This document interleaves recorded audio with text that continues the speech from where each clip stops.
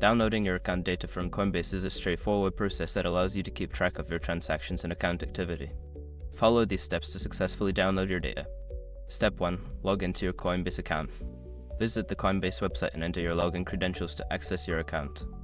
Ensure you are using a secure network for this process. Step 2. Navigate to Settings.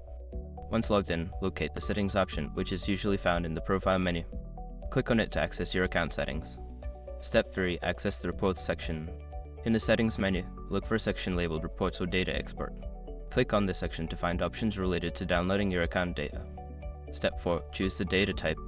Select the specific type of data you want to download, such as transaction history, tax reports, or account statements. Make sure to specify the date range if applicable.